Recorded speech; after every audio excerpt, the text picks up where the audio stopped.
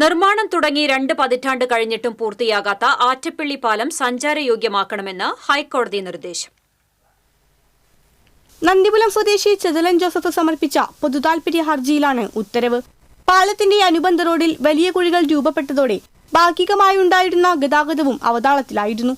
പാലത്തിന്റെ ഒരു വശത്ത് താഴ്ന്നുപോയ റോഡ് അടിയന്തരമായി സഞ്ചാരയോഗ്യമാക്കണമെന്നാണ് കോടതി നിർദ്ദേശം.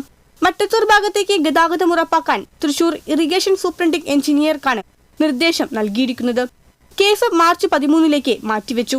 എന്നാൽ അനുബന്ധ റോഡിന്റെ ശോച്യാവസ്ഥ പരിഹരിച്ച് വാഹന ഗതാഗതത്തിന് യോഗ്യമാക്കണമെന്ന് പറഞ്ഞ കോടതി ഇനിയും പാലത്തിന്റെ അനുബന്ധ റോഡിൽ തകരാറുകൾ സംഭവിച്ചാൽ സൂപ്രണ്ടിംഗ് എഞ്ചിനീയറുടെ ശ്രദ്ധയിൽപ്പെടുത്താൻ ഹർജിക്കാരന് അവകാശമുണ്ടെന്നും പറഞ്ഞു. സംസ്ഥാന ജലസേചന വകുപ്പ് secretary, chief engineer, superintending engineer central circle Thrissur, executive engineer Thrissur irrigation division എന്നിവരെ എതിർകക്ഷിയാക്കി സമർപ്പിച്ച ഹർജിയിൽ chief justice Nitin Jamdar, justice S Manu എന്നിവരുടെ ബെഞ്ചാണ് ഉത്തരവിട്ടത്. 2006 നബാർഡിന്റെ 4.75 കോടി രൂപ കൊണ്ട് ആരംഭിച്ച നന്ദിപുലം ആറ്റപ്പള്ളി റെഗുലേറ്റർ പാലം നിശ്ചിത സമയത്ത് പൂർത്തിയാകാതിരുന്നതോടെ സർക്കാർ 7 കോടി രൂപ കൂടി അനുവദിച്ചിരുന്നു. എന്നാൽ ഇതുവരെ പാലം പണി പൂർത്തിയായില്ല. ഈ സാഹചര്യത്തിൽ അധികൃതരുടെ അനാസ്ഥയും കാലതാമസവും ചൂണ്ടിക്കാട്ടിയായിരുന്നു ഹർജി. TCV പുതുക്കാട്.